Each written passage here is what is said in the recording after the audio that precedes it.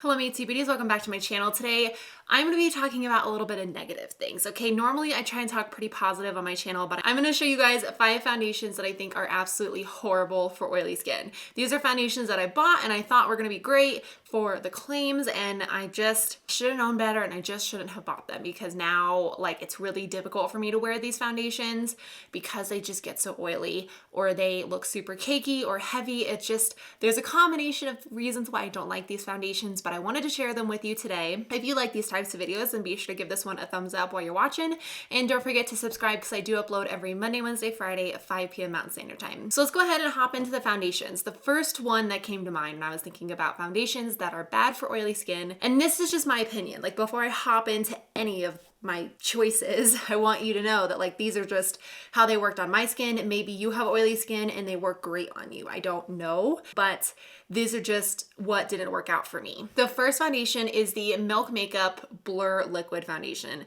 This claims to be a matte foundation. Do not be fooled. This is not a matte foundation. I look so oily. Like by the end of the day, I bought this, I think it was based on a YouTuber's review, and they said it was really good. And then I bought it and I was like, this is not matte. This is like one of the most luminous foundations I have ever worn. And now I can make this work if I mix it in with a very matte foundation. And I just use a little bit of this because I do like the finish on the skin when it's first applied. It does look very nice and skin-like and soft, but throughout the day, like this starts making me super oily at like 3-4 hours into it. So I don't see wearing this foundation on its own. I do like the packaging. It's like a squeeze tube and it's easy to travel with. This is the first foundation that didn't work out for me, and I'm confused as to why they named it matte because it's not matte at all. This is the ColourPop No Filter Foundation. Now let me just double check the claims. It claims to be matte. What? This is not matte. I really do like this foundation for the shade range. They do have a lot of different shades. It says it's supposed to be a blurring full coverage foundation that has soft blurring pigments to give you a natural matte finish.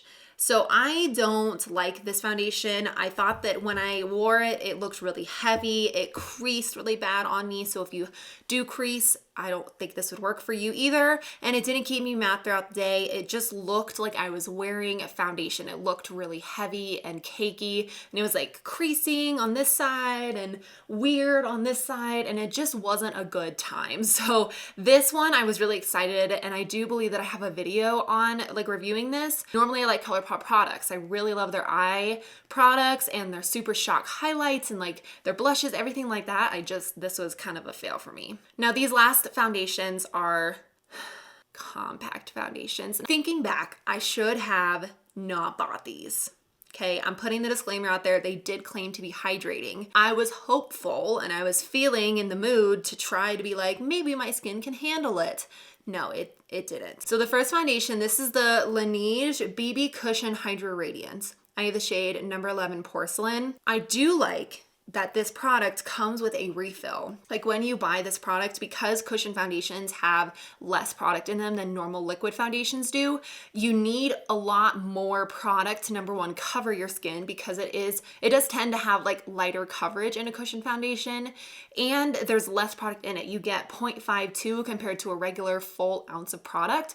So this came with a refill, which I really like. I think that was just kind of cool. Like it was the same price as a regular foundation, even though it had less product, but it still came with a refill. So together it would be a total of over an ounce of product. So I thought that was like decent. I did like this sponge thing to apply it, but this is what it looks like. You dip your sponge in and get some stuff on your finger, and okay, see there, it just looks super shiny. I thought that this was going to be a good idea. It has a mirror in it, like if you wanted to apply it on the go. I'm not going to apply this on the go or like ever. It just didn't keep me matte. I did like the finish of it though. Like it felt light and airy and not too heavy on the skin. So I did really like that. I like the packaging. I think it's like super cool. It's got this reflective rainbow type of deal on the front of it. So I like this, all except just the formula just didn't keep me mad enough. I would wear this product for like a few hours if I was running errands, and then to like wipe it off after that, that would be fine. Like, I'm not saying I wouldn't use this product, because I do think if you had drier skin, you would really like it. I just would pass on this if you have oily skin. Maybe if you had like a combination, you might like this foundation. This is the Wet n Wild Cushion Foundation. Again, I don't have an excuse. I was just being an optimist and was like, everyone loves this, I want to love it. This is, again, it has the same sponge as the Laneige one does, and it doesn't have a mirror, but this is what this one looks like. So again, press it in. It does have a smell, like it's a pleasant smell. I would say this gives me more coverage than the Laneige one does. And it felt very nice and lightweight on the skin. It just wasn't, it's not gonna work for you if you have oily skin, because you're just gonna look super oily, and I don't want that. So even with powders, like I've tried to powder this and apply a matte primer, apply this, apply a matte powder on top, set it with spray. I did it all and it just didn't. It didn't work. Last product is kind of like an iffy thing. I feel like my gut instinct says it's not good for oily skin, but I'm still pulling out. I'm still hoping for this one to work out because it does have really, really great reviews. This is the AquaSurance Compact Foundation by J.Cat. I did a review. I believe I have a review on most of these, but basically this is a powder, so it's not even like a cushion type of deal. I really do like the formula. You can apply this without anything underneath it and use it as a full coverage foundation. Like it packs a punch when it comes to the pigment. So I do like that. I would, ooh, this has a mirror, pull off. I should have pulled this off a while ago. There it is. So I do like that.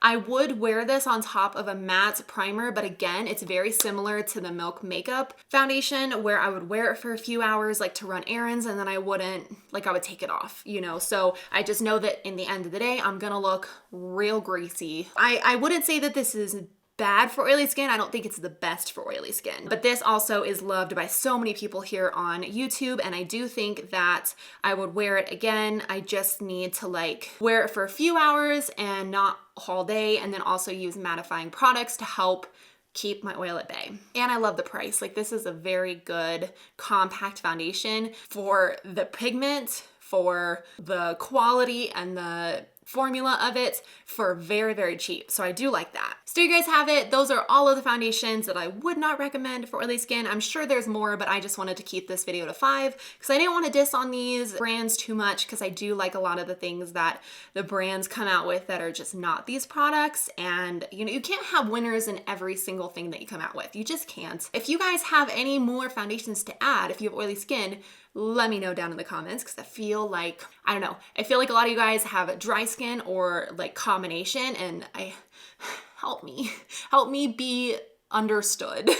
I'm sure you guys that have dry skin have completely different priorities and concerns with your skin and like what you're looking for. So maybe this is a products for dry skin video. I don't know. I can't tell you because I don't have dry skin, but because these don't work for oily skin, maybe it would work out for you if you do have dry skin. So I'm gonna go ahead and wrap up the video here. Thank you guys so much for watching. I love you. I hope you had a wonderful day, and I will see you guys in my next video. Bye. Show you guys 5 what just happened? No filter foundation. I should look. Okay. What happened? I feel like I'm getting sick, my nose is running. It's just a whole thing. Like bacon grease. That's what I would be.